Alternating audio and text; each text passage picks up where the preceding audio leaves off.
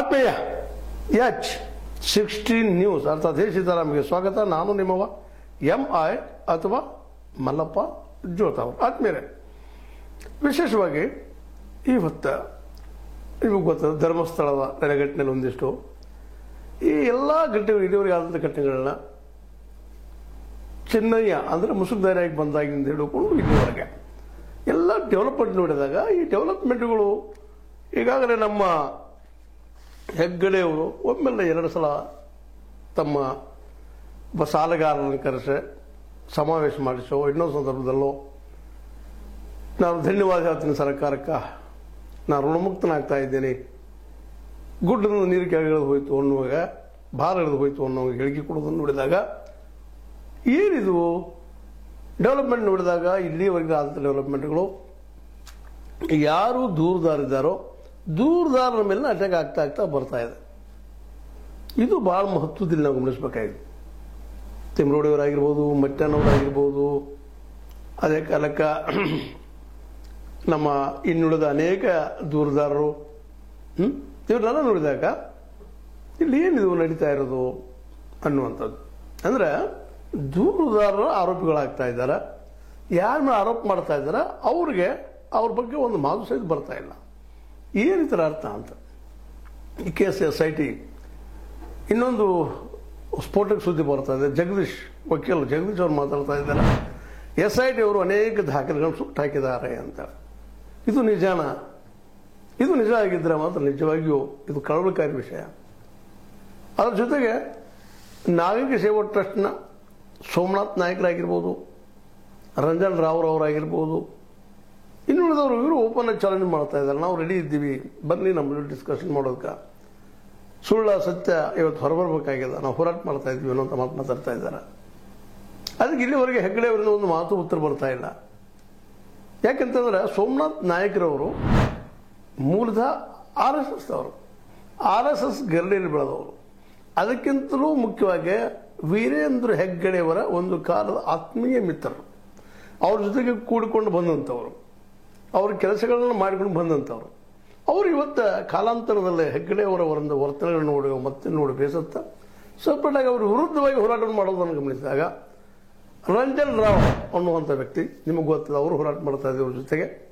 ಅದು ವೀರೇಂದ್ರ ಹೆಗ್ಗಡೆಯವರ ಅಲ್ಲಿಯ ಭೂ ಕಬಳಿಕೆ ಆಗಿರ್ಬೋದು, ಅಲ್ಲಿ ಅತ್ಯಾಚಾರಗಳ ಬಗ್ಗೆ ಆಗಿರ್ಬೋದು, ಕೊಲೆಗಳ ಬಗ್ಗೆ ಆಗಿರ್ಬೋದು, ಅಲ್ಲಿ ದಲಿತರ ಭೂಮಿಗಳನ್ನು ಕಸ್ಕೊಂಡಿದ್ದ ಬಗ್ಗೆ ಆಗಿರ್ಬೋದು, ಅವ್ರ ಭೂಮಿ ಕೊಳ್ಳಾರದ ಬಗ್ಗೆ ಆಗಿರ್ಬೋದು, ಮಾವುತ ನಾರಾಯಣ ಬಗ್ಗೆ ಆಗಿರ್ಬೋದು, ಯಮನವ್ರ ಬಗ್ಗೆ ಅವರ ಬಗ್ಗೆ ಆಗಿರ್ಬೋದು, ಚಾಲೆಂಜ್ ಮಾಡ್ತಾ ಇದ್ದಾರೆ. ಓಪನ್ ಆಗಿ ಬನ್ನಿ ಚರ್ಚೆ ಮಾಡೋರು, ಅಲ್ಲ ಆಗ್ಯದ ಅಂತೇಳಿ ದೂರು ಕೊಡ್ತಾ ಇದ್ದಾರೆ. ಮತ್ತು ಆರಂಭದಲ್ಲಿ ನಿಮಗೆ ಗೊತ್ತಿದೆ 2023 ವಿಡಿಯೋಗಳನ್ನು ತಿಮ್ರೋಡಿ ಅವರು ಬಿಡುಗಡೆ ಮಾಡಿದರು. ನಮ್ಮ ಚೆನ್ನಯ್ಯ ಇನ್ನೂ ಮುಸುಕುದಾರಿ ಆಗದೇ ಇದ್ದಾಗಿಂದು ಅಲ್ಲಿ ಸ್ಪಷ್ಟವಾಗಿ ಹೇಳ್ತಾ ಬರ್ತಾ ಇದ್ದ ಆ ವ್ಯಕ್ತಿ. ಇದು ಹಿಂದಿದ್ದಂಥವರೆಲ್ಲ ದೊಡ್ಡವರು ಅಂದರೆ ವೀರೇಂದ್ರ ಹೆಗ್ಗಡೆ ಮತ್ತು ಅವರು ಕುಟುಂಬದವರು ಅನ್ನುವಂಥ ಮಾತನ್ನು ನೇರವಾಗಿ ಹೇಳ್ತಾ ಬಂದಿದ್ದಾರೆ. ನಂತರದಲ್ಲೇ ಈ SIT ಅವರು ಅವ್ರನ್ನ ಸುಪರ್ತಿ ತೆಗೆದುಕೊಂಡ ಮೇಲೆ ಅಂತ ಸಬ್ಮಿಟ್ ಮಾಡಿದ್ವಿ ಅದು ಕೋರ್ಟಿಗೆ. ಆಮೇಲೆ ಈಗ ಚೇಂಜ್ ಆಗ್ತಾ ಇದ್ದಾರೆ. ಆಗ 164 ಅಡಿಯಲ್ಲೇ ನಾ ಹೇಳಿದೆಲ್ಲ ಸತ್ಯ ಅಂತ ಹೇಳಿದರು. ಈಗ 183 ಅಡಿಯಲ್ಲಿ ನಾ ಹೇಳಿದೆಲ್ಲ ಸತ್ಯ ಅಂತ ಹೇಳ್ತಾ ಇದ್ದಾರೆ. ಯಾವ ಸತ್ಯ? ಮೊದಲು ಹೇಳಿದ ಸತ್ಯ, ಈಗ ಹೇಳಿದ ಸತ್ಯ. 2ನೇ ಸಲ ಹೇಳಿದಾಗ ವೀರೇಂದ್ರ ಹೆಗ್ಗಡೆ ಅವರು ಹೇಳಿಬಿಟ್ರು. ಅದು ಬಂದ ತಕ್ಷಣ ಸತ್ಯ ಹೊರಗೆ ಬಂತು, ನಾ ಪಾರಾದೆ ಅನ್ನುವಂಥ ಮಾತನ್ನು ಅನ್ನುವಂಗೆ ಹೀಗೆ ಕೊಡ್ತಾ ಬಂದರು. ಇವೆಲ್ಲ ಗಮನಿಸಿದಾಗ SIT ನಿಜವಾಗಿಯೂ ಒಂದು ಈ ದೊಡ್ಡ ಅನಾಹುತಗಳಾಗಿದ್ದಾವೆ. ಒಂದಲ್ಲ, ಎರಡಲ್ಲ, ನೂರಾರು. ಅವೆಲ್ಲದರ ಸತ್ಯ ಹೊರಗೆ ಆಗ್ತದೆ ಅಂತಂದು ಅನ್ನುವಂಥದ್ದು. ಮತ್ತು ಮೇಲಾಗಿ ಇನ್ನು ಸಮೀಪದಲ್ಲಿ ಮುಗಿಸ್ತಾ ಇದೆ SIT ಅಂತೇಳಿ ನಮ್ಮ ಪರಮೇಶ್ವರರು ಹೇಳೋದನ್ನು ಗಮನಿಸಿದಾಗ ನಿಜವಾಗಿಯೂ SIT ಸತ್ಯವನ್ನು ಹೊರಗೆ ಹಾಕ್ತದನ ಅನ್ನೋ ಚರ್ಚೆ ಈಗ ಹಿಡಿತಾ ಇದೆ. ಯಾವ ಒಂದು ಧರ್ಮಸ್ಥಳದಲ್ಲಿ ನಿರಂತರವಾಗಿ ಹೆಣಗಳು ಬೀಳ್ತಾ ಬಂದಿದ್ದಾವೋ ಅವ್ರ ವಾರಸಾರು ಯಾರು ಅನ್ನೋದು ಇಲ್ಲಿವರೆಗೆ ಕ್ಲಿಯರ್ ಆಗ್ತಾ ಇಲ್ಲ. ಅವ್ರು ಯಾರು ಏನು ಅಂತೇಳಿ ಬಂಗಲೆ ಗುಡ್ಡದ ಮೇಲೆ ಸಾಕಷ್ಟು ಬಿದ್ದಿದ್ದಾವ, ಹೆಣಗಳು ಮೇಲೆ ಬಿದ್ದಿದ್ದಾವ. ಅವ್ನು ಹೋಗದವ್ರು ಯಾರು? ಇಲ್ಲಿವರೆಗೆ ಅರಣ್ಯ ಇಲಾಖೆ ಅದನ್ನು ನೋಡಿಲ್ಲ ಯಾಕ? ಕಂದಾಯ ಇಲಾಖೆ ನೋಡಿಲ್ಲ ಯಾಕ? ಅನೇಕ ಪ್ರಶ್ನೆಗಳಿಲ್ಲ ಹೇಳ್ತಾ ಇದ್ದಾವೆ. ಸ್ವತಂತ್ರವಾದ ಮೀಡಿಯಾಗೆ ಬೇಕಾಗಿರುವುದು ಸ್ವತಂತ್ರ ಧ್ವನಿ. ಆ ಸ್ವತಂತ್ರ ಧ್ವನಿ ಉಳಿಸಲು ನೀವು ಮಾಡಬೇಕಾದದ್ದು ಇಷ್ಟೇ. ಅದೇನಪ್ಪಾ ಅಂತಂದ್ರೆ ನಿಮ್ಮ ಕೈಲಾದಷ್ಟು ಸಹಾಯ ಈ ಚಾನಲ್ಗೆ ಮಾಡಿ ಹಾಗೂ ನಿಮ್ಮ ಧ್ವನಿಯನ್ನು ಕಾಪಾಡಿಕೊಳ್ಳಿ.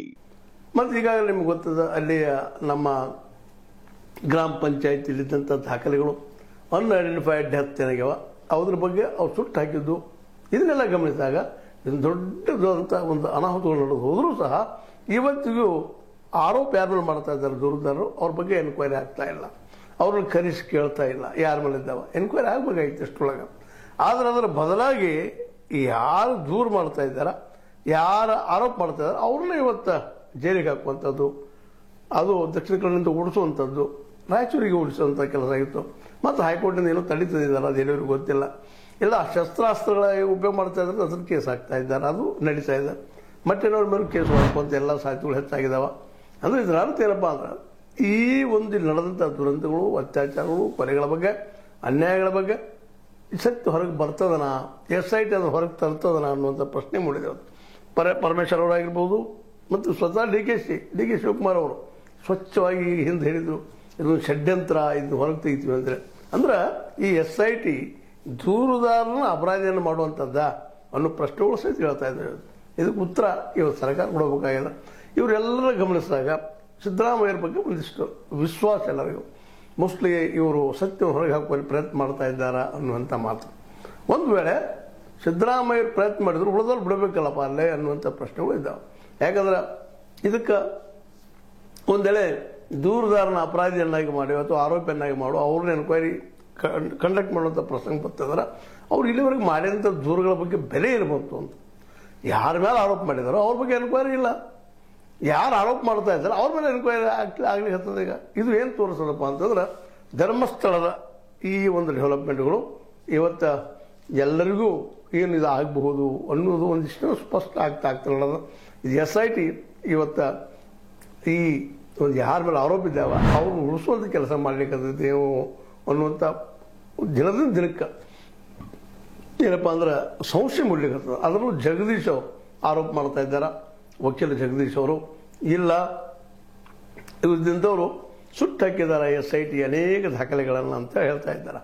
ಒಂದು ವೇಳೆ ಸತ್ಯ ಆಗಿದ್ರೆ ಮತ್ತು ಇಲ್ಲಿವರೆಗೆ ದೂರದಾರನ ಅಪರಾಧಿಯನ್ನಾಗಿ ಮಾಡೋದನ್ನು ನೋಡಿದಾಗ ಜೊತೆಗೆ ಸೋಮನಾಥ್ ನಾಯ್ಕರಾಗಿರ್ಬೋದು, ರಂಜನ್ ರಾವ್ ಆಗಿರ್ಬೋದು, ಇವ್ರ ಮೇಲೂ ಆರೋಪ ಮಾಡ್ತಾರೆ. ಇವರೇ ಏನೋಪ್ಪ ತಪ್ಪಿತಸ್ಥರು.